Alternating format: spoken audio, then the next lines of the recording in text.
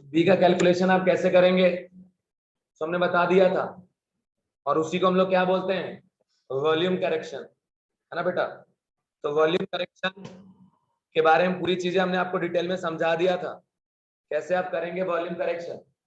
दूसरी बात ये कि कहा था कि 1 मोल ऑफ एनी गैस जो एक्सक्लूडेड वॉल्यूम होता है वो किसके बराबर होता है, बी के बराबर, ठीक है ना, इज इक्वल टू बी। तो अगर हम बात करें वॉल्यूम ऑफ गैस का फॉर 1 मोल, तो यहां पे आ गया था बेटा volume of container minus B, okay. And अगर हम बात करें फॉर एन मोल, तो 1 मोल अगर बी के बराबर वॉल्यूम एक्सक्लूड करता है, एन मोल में कितना एक्सक्लूड होगा, एन बी के बराबर। तो वॉल्यूम ऑफ गैस कितना हो जाएगा, वॉल्यूम ऑफ कंटेनर माइनस क्या आपका एन बी। तो ये आ गया volume of gas is equal to what, VC minus of क्या, एन बी। तो ये चीज का आपको ध्यान रखना है। उसके बाद आपको यूनिट बताया हमने बी का, आखिर यूनिट क्या होगा बी का। तो यूनिट ऑफ बी जो हमने बताया इसमें क्या आया, लीटर पर मोल, एक तो ये आ गया। दूसरी बात हमने आपको सीधा सीधा कह दिया कि जो बी का वैल्यू है वो प्रॉब्लम में गिवन रहेगा।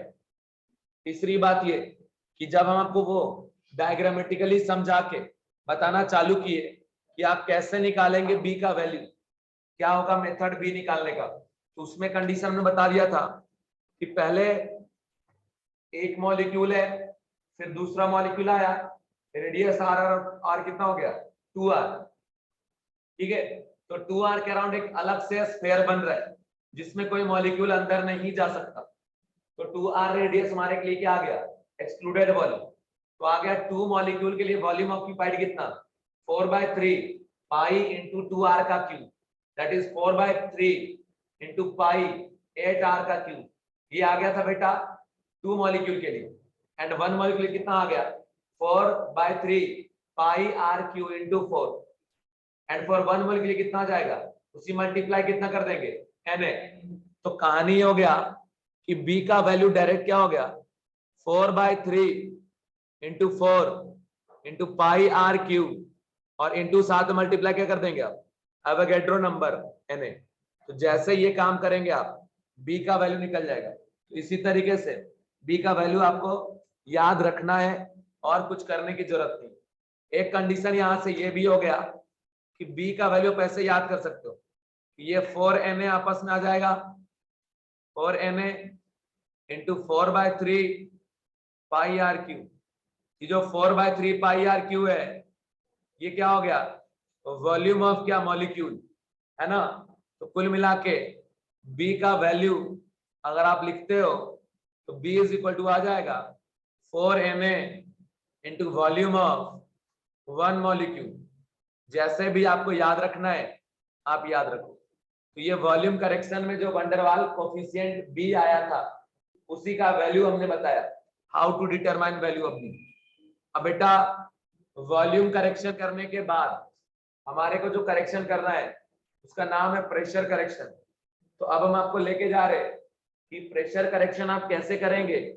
और मॉर्निंग में ही मैंने पढ़ाया था कि जब हम वॉल्यूम करेक्शन करते हैं तो जितना वॉल्यूम है कंटेनर का ना उससे वैल्यू क्या होगा, कम होगा। कम होने का कारण क्या है कि कंटेनर के अंदर जो गैस के मॉलिक्यूल हैं वो रिजिड है, और रिजिड होने की वजह से उन्होंने भी कुछ वॉल्यूम को ऑक्यूपाई कर रखा है। अब जितना वॉल्यूम उन्होंने ऑक्यूपाई किया है उस वॉल्यूम को हमें वहां से हटाना पड़ेगा। इसीलिए कंडीशन आया किस चीज का, एक्सक्लूडेड वॉल्यूम का। और हम यहाँ पे एक्सक्लूडेड वॉल्यूम करके टॉपिक पढ़े और जो एक्सक्लूडेड वॉल्यूम था उसका वैल्यू निकाला और कंटेनर के वॉल्यूम में माइनस कर दिया। तो ऐसे हमारे को मिल गया वॉल्यूम ऑफ क्या, गैस, रियल गैस के टर्म में। अब नेक्स्ट लिखिएगा प्रेशर करेक्शन।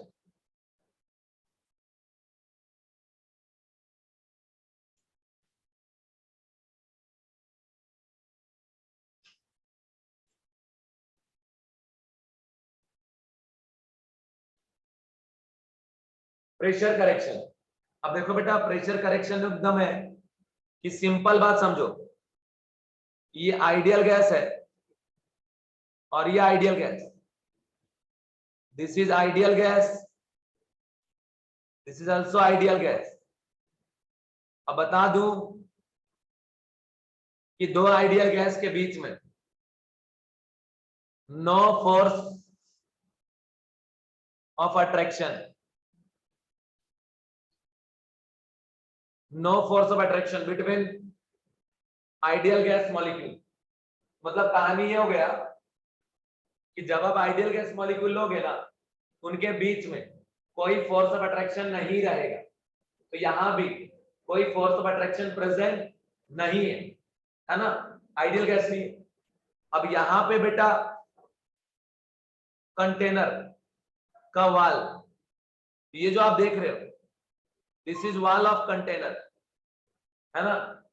तो ये जो गैस के मॉलिक्यूल है, जो गैस के मॉलिक्यूल है ना बेटा, वो भागेगा एकदम, वेलोसिटी जो भी होगा इसका, क्योंकि कोई भी गैस का मॉलिक्यूल रेस्ट पे नहीं होता, तो जिस भी स्पीड से इसको भागना है उस स्पीड से भागेगा और भागता हुआ जाके कंटेनर के वाल से टकराएगा। तो जितना इसका मैक्सिमम स्पीड है उसी स्पीड से ये यहाँ पे कॉलिजन करेगा, ठीक है।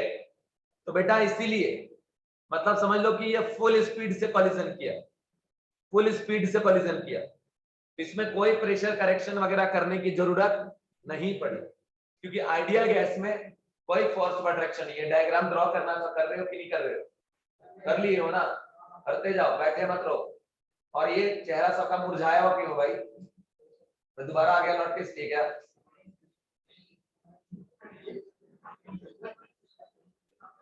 ठीक है, ऐसी बात है तो ठीक है, मैं चला तो नो फोर्स ऑफ अट्रैक्शन है, तो मैक्सिमम स्पीड से जाके यहाँ कॉलिजन किया और जितना इंपल्स क्रिएट कर सकता था, फोर्स क्रिएट कर सकता किया, मतलब मैक्सिमम जितना प्रेशर क्रिएट कर सकता था इसने किया, है ना। कोई दिक्कत उक्कत यहाँ नहीं, ठीक है। अब जब आप रियल गैस लेंगे तो रियल गैस केस में क्या होगा बेटा, ये देखो, अगर हम बातें करें फॉर रियल गैस, तो रियल गैस की कहानी को देखिए, ये रिजिड है इस तरीके से और ये दूसरा भी है रिजिड, ठीक है। तो ये जो आप देख रहे हो ये रियल गैस का मॉलिक्यूल है और ये जो देख रहे हो ये भी रियल गैस का मॉलिक्यूल है। अब रियल गैस के मॉलिक्यूल के बीच में बेटा प्रेजेंट होता है फोर्स ऑफ अट्रैक्शन। अब इधर है हमारे पास कंटेनर का वाल, कंटेनर का वाल प्रेजेंट है। अब होता यह है कि ये वाला जो मॉलिक्यूल है ना, मान लो इधर जा रहा है और यहां कोलाइड करने वाला है, तो बेटा जिस स्पीड से इसको यहां कॉलिजन करना चाहिए था उतने स्पीड से इसने कॉलिजन नहीं किया। उसका कारण क्या है? उसका कारण यह है कि जैसे ये टकराने वाला है ना वाल से, उसके पहले ही इसको कोई खींच रहा है, मतलब ऐसे अपने तरफ खींच रहा है। कौन? जो दूसरे मॉलिक्यूल यहां प्रेजेंट है। समझ रहे हो क्या बात? समझ रहे हो कि नहीं? तो इसका जो स्पीड है ना वो रिड्यूस्ड है, तो रिड्यूस स्पीड के साथ ये टकरा रहा है बेटा। तो मतलब कॉलिजन जो हुआ इस मॉलिक्यूल का कंटेनर के वाल के साथ, वो रिड्यूस स्पीड के साथ कॉलिजन हुआ। ऐसा नहीं है कि मतलब एकदम हाई स्पीड से कॉलिजन हुआ। मान लीजिए ये जो प्रेशर, मतलब ये जो कॉलिजन अगर स्पीड रिड्यूस के साथ हुआ है तो रिड्यूस मोमेंटम जनरेट हुआ होगा, रिड्यूस इंपल्स, रिड्यूस फोर्स, तो रिड्यूस क्या हो गया यहाँ पर? प्रेशर। तो मान लो यहाँ का प्रेशर है P, लेकिन अगर यहाँ पे आइडियल गैस होता और ये रियल गैस, उसका प्रेशर P, आइडियल गैस होता तो नो फोर्स, तो हाई स्पीड से जाके टकराता, तो जितना प्रेशर इसने डेवलप किया है उससे ज्यादा प्रेशर डेवलप करता। तो कंडीशन हम ये बोलेंगे कि आइडियल गैस का प्रेशर जो है वो ग्रेटर देन हो जाएगा क्या, pressure develop by this real gas. फिर से रिपीट कर देना, पूरी बात सुन लो। जैसे ये दो गैस का मॉलिक्यूल है, इनके बीच में लग रहा है फोर्स ऑफ अट्रैक्शन। अब जब ये चल के जाएगा कॉलिजन करने, तो जितना वेलोसिटी से इसको जाना चाहिए था उतने वेलोसिटी से ये नहीं जा पा रहा है, क्योंकि इसको पीछे से कोई एक गैस का मॉलिक्यूल है जो अपने तरफ क्या कर रहा है, खींच रहा है। अब अपने तरफ खींचेगा, उसके भागने का स्पीड ऑटोमेटिक क्या हो जाएगा, कम हो जाएगा। अब अगर भागने की स्पीड कम हो गया तो कॉलिजन कम स्पीड से होगा, तो फोर्स कम डेवलप होगा, मतलब रिड्यूस फोर्स होगा, प्रेशर भी क्या हो गया, रिड्यूस। तो हमारा कहना है कि अगर आइडियल होता तो प्रेशर अभी जो आया है उससे क्या होता, ज्यादा आता, मतलब pressure ideal is greater then क्या आपका, दिस प्रेशर। अब हमें करना है बेटा प्रेशर का करेक्शन। अब प्रेशर करेक्शन कैसे करेंगे, जैसे हम बोलते हैं ना, ऐसा हो गया इसलिए हमने कम स्कोर किया, सिल्ली मिस्टेक हो गया। अगर हम सिल्ली मिस्टेक नहीं करते तो और ज्यादा मार्क्स आता है ना। तो बस वैसे यहाँ पे प्रेशर करेक्शन जब हम करेंगे तो हम बात ये करेंगे कि अगर यहाँ पे अट्रैक्शन फोर्स है इसीलिए इसका वॉल्यूम वेलोसिटी रिड्यूस हो गया। अगर ये इंटरनल प्रेशर नहीं होता तो और हाई स्पीड से जाके कॉलिजन करता, और अगर हाई स्पीड से जाके कॉलिजन करता तो ये प्रेशर भी डेवलप करता जितना किया उससे ज्यादा, ठीक है ना। जितना प्रेशर डेवलप किया उससे प्रेशर क्या करता, डेवलप ज्यादा। अब अगर ज्यादा प्रेशर डेवलप करता तो किसके बराबर करता, पीआई के बराबर। इसलिए मैं आज कहेंगे PI is equal to P, जितना इसने अभी सिचुएशन पे किया है, और प्लस बीटा। अब ये बीटा क्या है, इस बीटा को हम बोलते बेटा internal pressure. What is internal pressure sir, तो सुन लो, ये दोनों के बीच में जो फोर्स लग रहा है उसके कारण जो प्रेशर रिड्यूस हो रहा है उसी प्रेशर को हम क्या कहेंगे, इंटरनल प्रेशर। अगर इंटरनली यहां फोर्स नहीं लगता तो इंटरनल प्रेशर भी डेवलप नहीं होता। तो इंटरनल प्रेशर डेवलप हो रहा है ड्यू टू इंटरनल फोर्स, इसलिए हमने उसका नाम दिया बेटा इंटरनल प्रेशर। अब यहां से कंडीशन है कि यहां पे हमने बीटा जो लिखा है इसमें लिखिएगा इंटरनल प्रेशर ऑफ गैस, तो ये हो गया इंटरनल प्रेशर ऑफ गैस। तो मतलब जो प्रेशर डेवलप हो रहा है रियल गैस के केस में उसमें थोड़ा सा बीटा ऐड कर देंगे, जो वैल्यू होगा तो वहीं से आ जाएगा हमारा इंटरनल प्रेशर, ठीक है, समझ रहे हो। अब हम आपको बता रहे जा रहे कैलकुलेशन ऑफ बीटा, ठीक है, किसके ऊपर जा रहे, बीटा कैलकुलेशन पे। सबसे पहले अगर बात करें यहां पे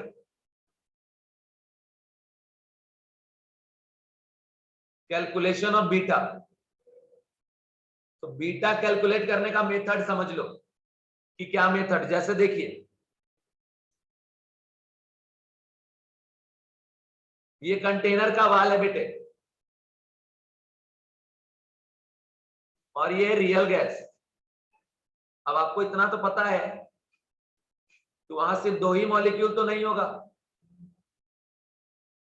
बहुत सारे मॉलिक्यूल होंगे, ठीक है।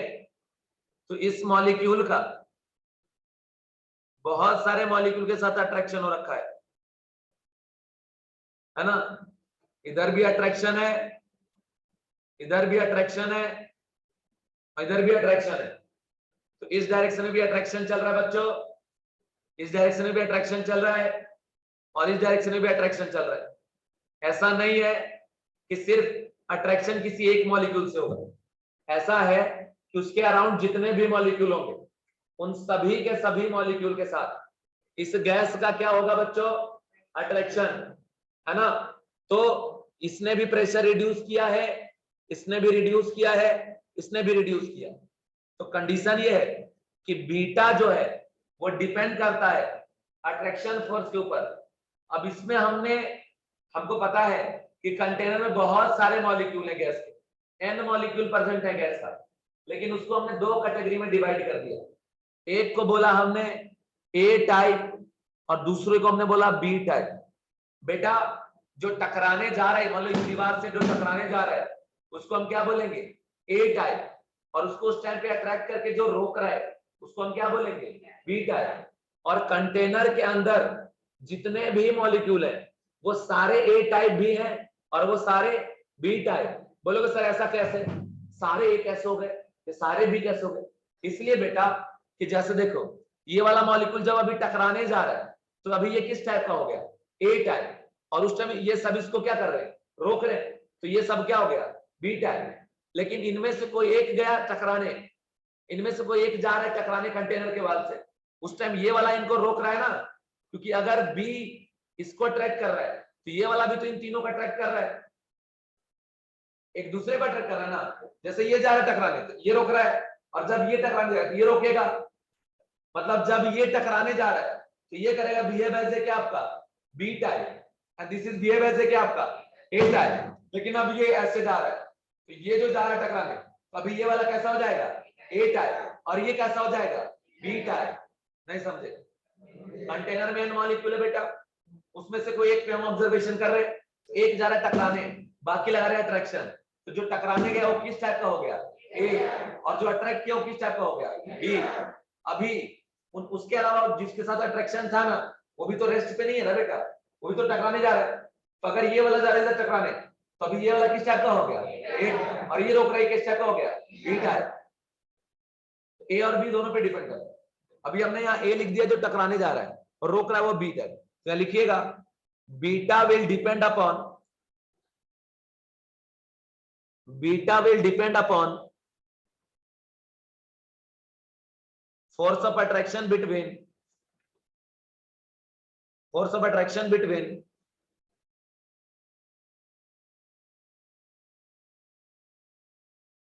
force of attraction between A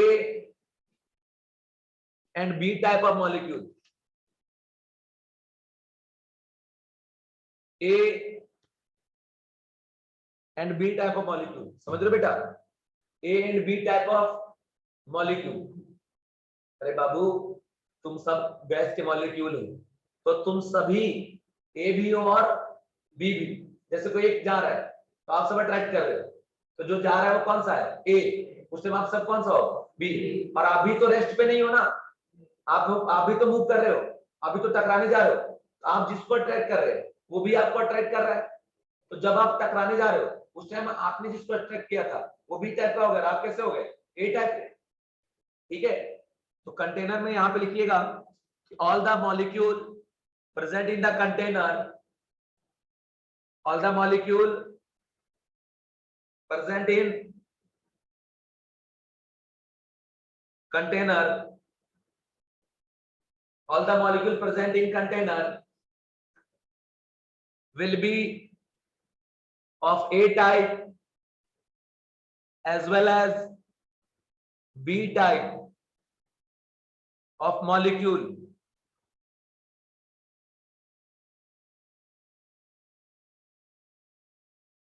A type and B type of molecule, and their number depend upon gas present in per unit volume, and their number present depend upon gas present in per unit volume, and their number depend upon present in per unit volume। ठीक है बेटे, आगे बढ़ जाऊं अब, यहां तक clear है बाबू, तुमको समझ में आया यार? अच्छे से मैं टकरा रहा हूं, तुम लोग अट्रैक्ट कर रहे हो, तो मैं अभी कौन सा टाइप हुआ, ए। अच्छा मेरे साथ जिसका अट्रैक्शन है उसको मैं भी तो अट्रैक्ट कर रहा हूं ना, तो जब तुम में से कोई टकराएगा उस टाइम मैं क्या बन गया, बी, और आप क्या बन गए, ए। अरे गया दिमाग में यार, उठ जाएगा नहीं तो यहां से नीचे।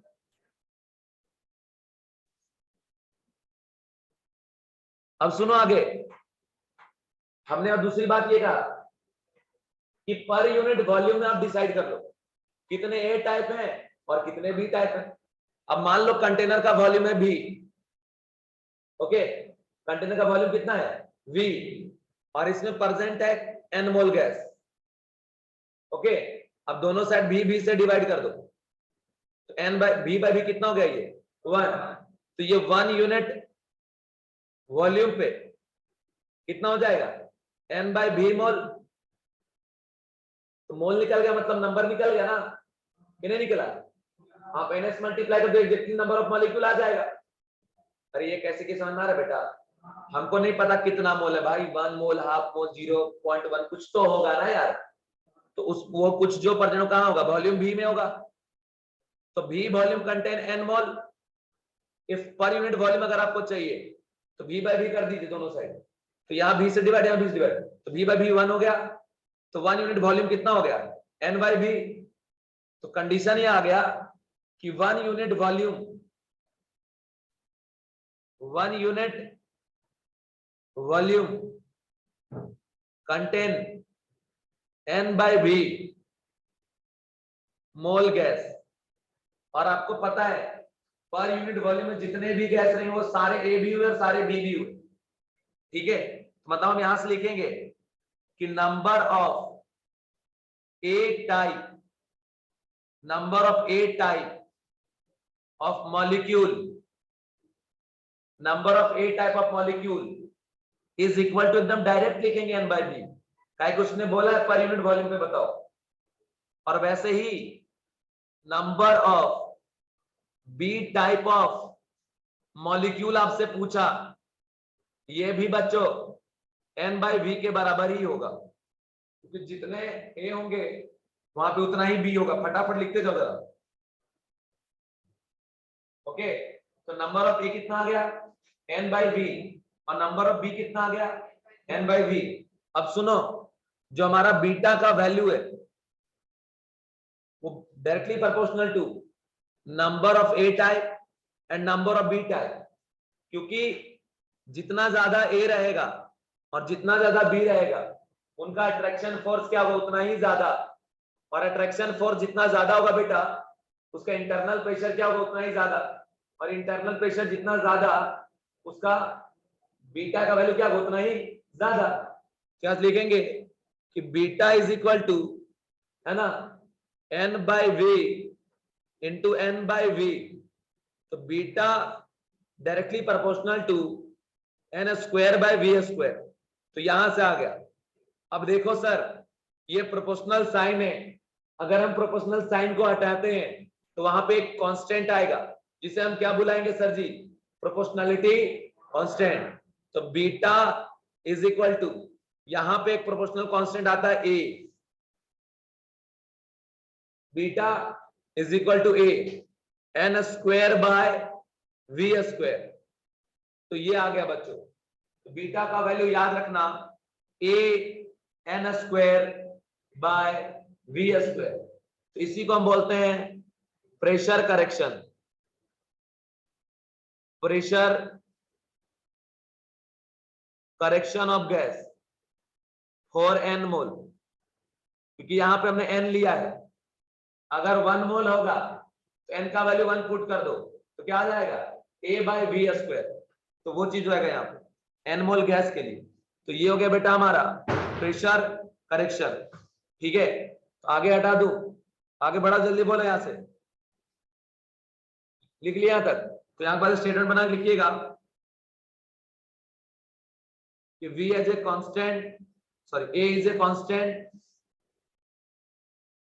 a is a constant known as van der Waal constant। जैसे b van der Waal constant था ना, वैसे ही a भी van der Waal constant ही है। a is a constant known as van der Waal constant for force of attraction, van der Waal constant for force of attraction, and it inform about molecular attraction। molecular attraction जितना ज्यादा होगा बच्चों, a का value भी क्या होगा? उतना ही ज्यादा। ठीक है, अट्रैक्शन जितना ज्यादा, a का वैल्यू उतना ही ज्यादा, क्योंकि ये मॉलिक्यूलर अट्रैक्शन को रिप्रेजेंट करता है। अब आगे बढ़ जाता हूं, आगे कंडीशन है unit of beta, unit of beta. तो यहां देखिए पी आई था पी प्लस बीटा, मतलब एक बात समझ लो भाई, ये प्रेशर एटीएम में अगर है इसमें ऐड हो रहा है, ये भी तो प्रेशर, इसलिए इसका नाम पड़ा इंटरनल प्रेशर। अगर इसका यूनिट एटीएम है तो बीटा का यूनिट भी क्या हो जाएगा, एटीएम ही हो जाएगा। तो यूनिट ऑफ बीटा इज क्या आपका एटीएम। पहला पार्ट खत्म। दूसरा यहां पे अब निकालेंगे यूनिट ऑफ अंडरवाल कांस्टेंट ए का। ठीक है सर जी, आगे बढ़ जाते हैं सर जी, और यहां लिख देते हैं यूनिट ऑफ ए, जो वंडरवाल कांस्टेंट ए है ना, इसका यूनिट सर जी देखिए जरा, लिखेंगे beta is equal to a n square by v square. सुन लीजिए, और ये जो बीटा है ना, इसका यूनिट है एटीएम। ये एटीएम हो गया, इधर ए इक्वल टू क्या हो गया, ATM into V square by N square. Sir ji ATM और वी स्क्वायर मतलब वॉल्यूम का स्क्वायर। अब वॉल्यूम का यूनिट क्या होता है, लीटर, तो ये लीटर का हो गया सर स्क्वायर, और डिवाइड बाय सर मोल का स्क्वायर आ जाएगा इधर से, मतलब मोल का पावर -2 आ जाएगा। तो this is the unit of a. कहीं भी पूछ सकता है, ध्यान रहे, नहीं ध्यान रहेगा पछताओगे, है ना बाद में, क्योंकि ए और बी हम आपको पहले ही बता दिए कि ये बहुत इंपॉर्टेंट फैक्टर है, मतलब है। अब चलिए एक साथ डायरेक्ट अगर लिखना चाहते हैं, ए का यूनिट क्या है तो सीधा लिखो एटीएम लीटर स्क्वायर पर मोल का पावर -2, मोल का power -2। This is the unit of a, unit of a. ठीक है, तो जैसे हमने बी के लिए यूनिट बताया कि उसका यूनिट क्या था, बी का वंडरवाल कांस्टेंट बी का लीटर पर मोल था, वैसे इसका यूनिट क्या हो गया, एटीएम लीटर स्क्वायर मोल का पावर क्या -2। ऐसा हमारा निकल गया, बात खत्म। अब आगे लिखिएगा सिग्निफिकेंस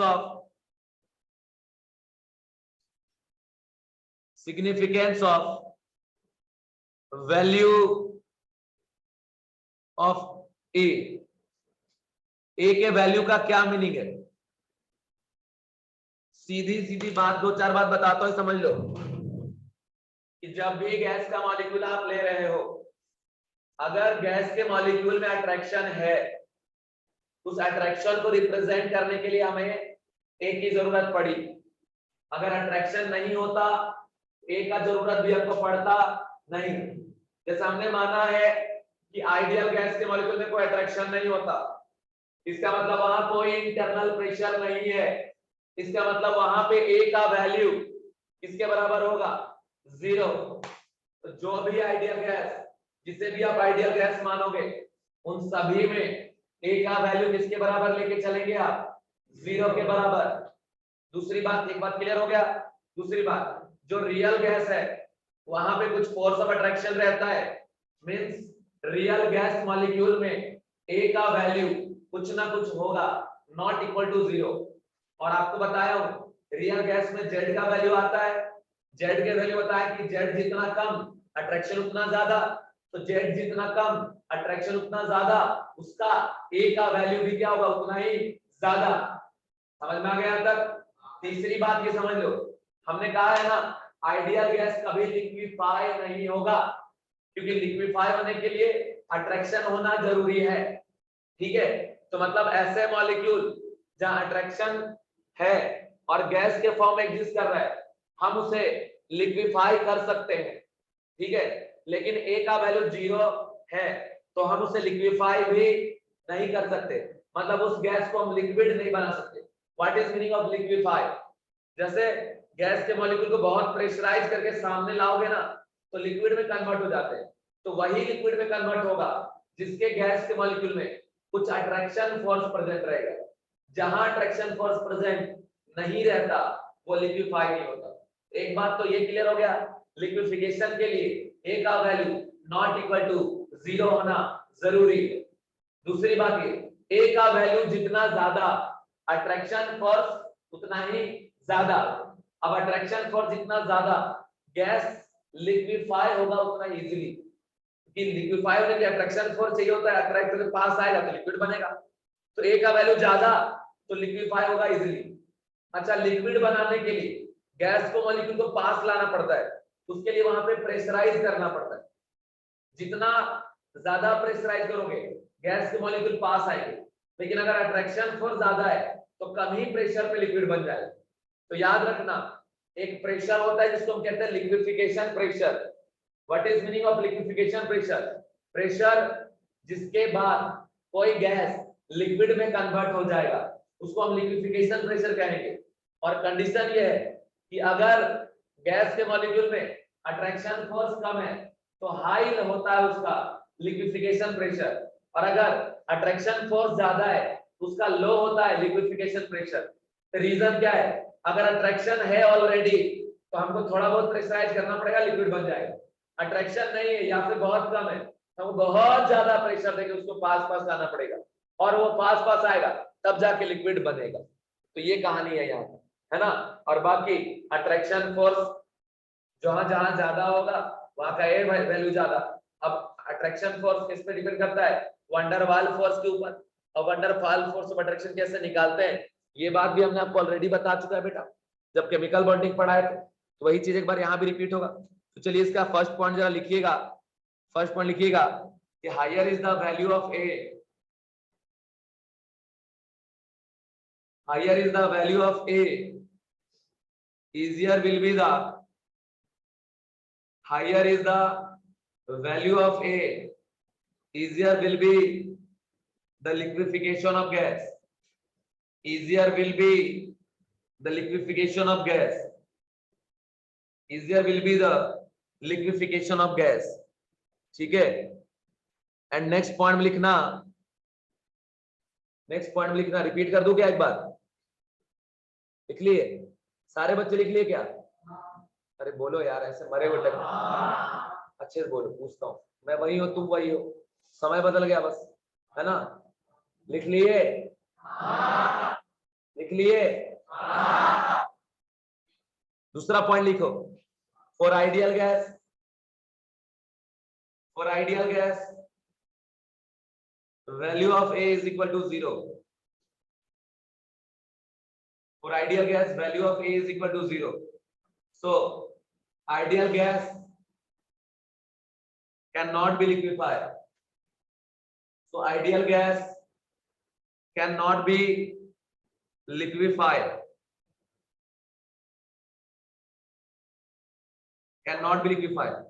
अच्छा देखिए, बात सुनो, बात सुनो। पढ़ो तुम बेटा। चलिए एक मिनट इधर करो। अरे अंदर ये दोनों बेस्ट फ्रेंड है, राइट साइड से है कि नहीं? एक ही स्कूल से पढ़ी। अब मान लो ये यहाँ बैठ के वहां बैठ गई और हम बोले बेटा दोनों साथ आ जाओ, हट से आ जाएगी। व्हाई? बिकॉज़ यहाँ एक फोर्स ऑफ अट्रैक्शन ऑलरेडी पहले से वर्क कर रहा है। समझ में आ रहा है क्या कि नहीं आ रहा? आ रहा है। तो ऑलरेडी जब कहीं पहले से फोर्स ऑफ अट्रैक्शन है तो लिक्विफाई करने के लिए हमें पास लाना पड़ रहा है, प्रेशराइज करना पड़ रहा है। तो प्रेशर कम होगा अगर अट्रैक्शन फोर्स होगा क्या? ज्यादा। बैठ जाओ।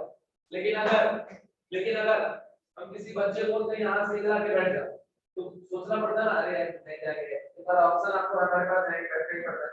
काम भी टाइम पड़ जाता है तो कुछ सारा बात करते रहता है, चल बैठ जा। तो दूसरा टीचर बोले तो तुम जाओगे, मुझे ऐसा लगता है ना।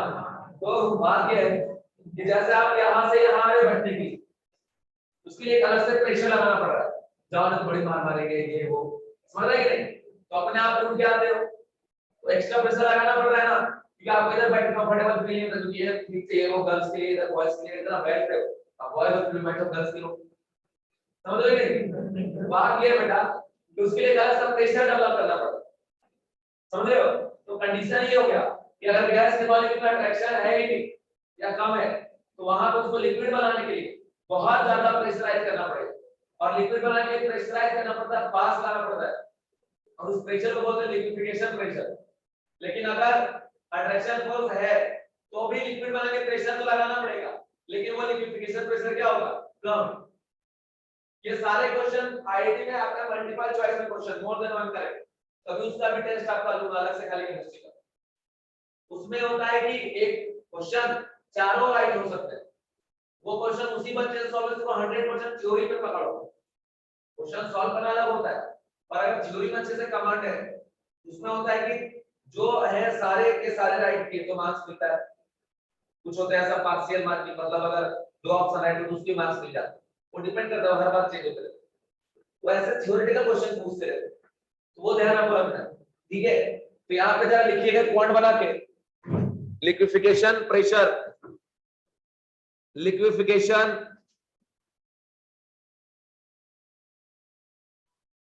लिक्विफिकेशन प्रेशर, और इसमें लिख लेना pressure required to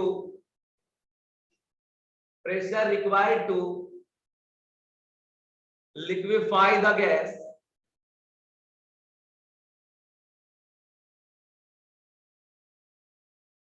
pressure required to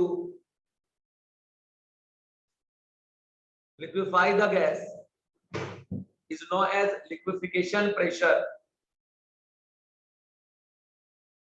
is known as liquefaction pressure। इसलिए अब मैं पूछता हूं, पहले सोचना फिर जवाब देना। बेटा मुझे ये बताओ, अगर ए का वैल्यू ज्यादा तो लिक्विफिकेशन प्रेशर कम या ज्यादा? ए का वैल्यू ज्यादा तो लिक्विफिकेशन प्रेशर ज्यादा या कम? फिर से सुनो, ए का वैल्यू ज्यादा तो लिक्विफिकेशन प्रेशर ज्यादा या कम? कम होगा। क्या कारण है? ए का वैल्यू ज्यादा तो फोर्स ऑफ अट्रैक्शन क्या हो गया? ज्यादा। हमने कहा ना अट्रैक्शन फोर्स ज्यादा तो लिक्विफिकेशन प्रेशर क्या? कम, ठीक है। लेकिन अगर ए का वैल्यू कम है तो अट्रैक्शन फोर्स भी कम है, तो वहां का लिक्विफिकेशन प्रेशर क्या होगा? ज्यादा, मतलब हाई प्रेशर लगा के लिक्विफाई करना पड़ेगा। अरे रीजन समझ में आ गया, लॉजिक आया समझ में? क्योंकि ए रिप्रेजेंट करता है किस चीज को? फोर्स ऑफ अट्रैक्शन को, है ना। तो लिखिएगा नेक्स्ट पॉइंट में कि higher is the value of a, higher is the value of a, smaller will be liquefaction pressure, smaller will be liquefaction pressure, liquefaction pressure, ठीक है। और यहां से लिख लो बेटा liquefaction pressure is inversely proportional to a, ठीक है। Liquefaction pressure is inversely proportional to a, मतलब जो ए का वैल्यू है ना वो इनवर्सली प्रोपोर्शनल है किसके ऊपर?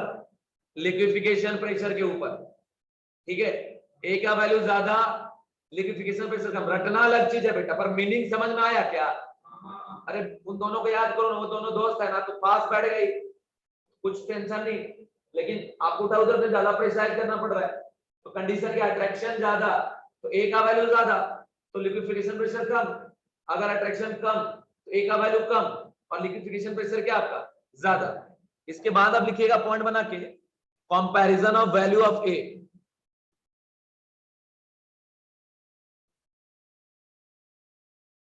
Comparison of value of a, a के वैल्यू का कंपैरिजन, ठीक है। अब एक बात समझ लो कि ए का वैल्यू एक वैन डेर वाल कांस्टेंट है जो कि ऑलवेज प्रॉब्लम में गिवन रहेगा। हम ए का वैल्यू निकालेंगे नहीं कभी, लेकिन हम कंपैरिजन जरूर करेंगे। जैसे बी का वैल्यू हम बोले थे ना कि कभी निकालेंगे नहीं, ऑलवेज प्रॉब्लम में गिवन रहेगा, लेकिन हम कंपेयर कर रहे थे साइज के हिसाब से। साइज ज्यादा तो बी का वैल्यू क्या? ज्यादा। साइज कम तो बी का वैल्यू क्या? कम। तो वैसे यहां भी कंपैरिजन हम करने जा रहे हैं, वैल्यू किसका? ए का। तो इसमें कंपैरिजन क्या करना है कि जैसे ही हम बात करेंगे साइज का तो अलग चीज है, वहां पे बी हो गया, वैसे ए का वैल्यू भी प्रॉब्लम में गिवन रहेगा, लेकिन ए का वैल्यू का कंपैरिजन करना है।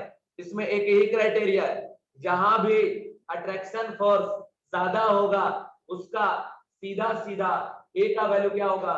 ज्यादा। तो ए का वैल्यू कंपेयर करना है तो आप वहां का कंपेयर करो अट्रैक्शन फोर्स को, ठीक है ना। तो लिखिएगा condition A is a constant, A is a constant whose numerical value, A is a constant whose numerical value should be given in the problem,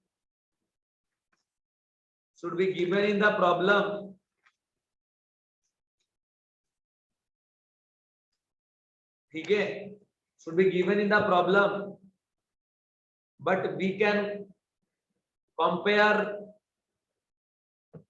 the value of A for different gas, but we can compare value of A for different gas, ठीक है बेटा, समझ रहे हो। अब एक ही चीज है, यहां से A directly proportional to force of attraction बेटे, है ना। अब मैं एक बात पूछना चाहता हूं तुम लोगों से, एक है पोलर मॉलिक्यूल और दूसरा है नॉन पोलर मॉलिक्यूल। एक है हमारा पोलर मॉलिक्यूल, दूसरा है नॉन पोलर मॉलिक्यूल। मतलब यहां मॉलिक्यूल है पोलर पोलर, यहां है नॉन पोलर। तो बताइए एक साथ सारे बच्चे बताइए कि अट्रैक्शन फोर्स कहां ज्यादा होगा, पोलर में या नॉन पोलर में?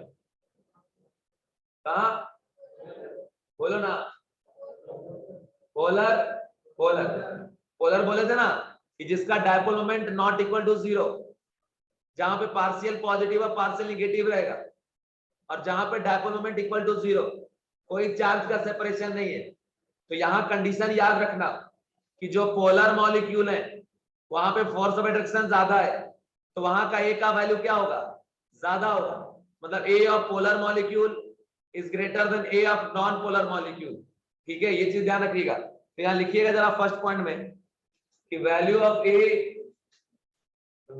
ए is higher for polar gas, as compared to non-polar gas. The value of A is higher for polar gas as compared to non-polar gas, है ना, non-polar gas।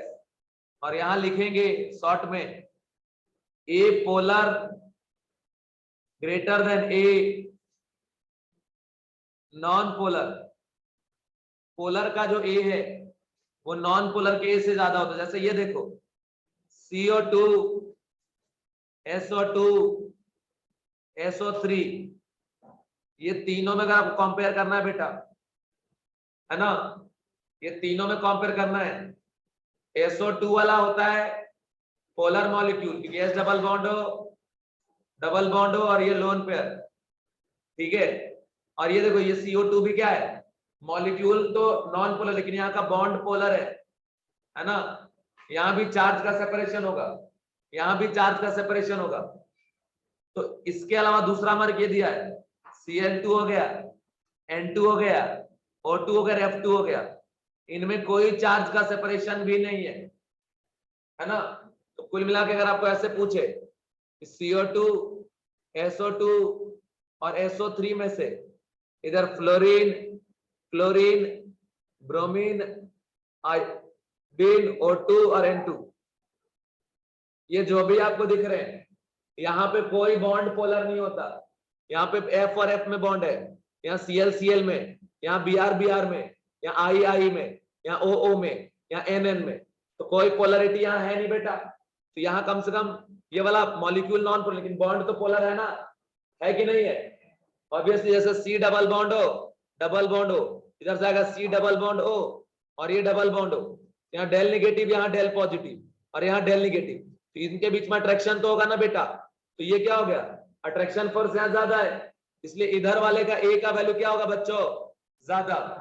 तो याद रखना पोलर और नॉन पोलर में ज्यादा किसका होगा, पोलर वालों का। सारे बच्चे एक साथ जवाब दीजिएगा। CO2 और Cl2 है, बताइए किसके लिए A का वैल्यू ज्यादा होगा, Cl2 के लिए या CO2 के लिए? किसके लिए? तेज बोलो ना यार, CO2 के लिए। ये ज्यादा हो गया भैया, है ना।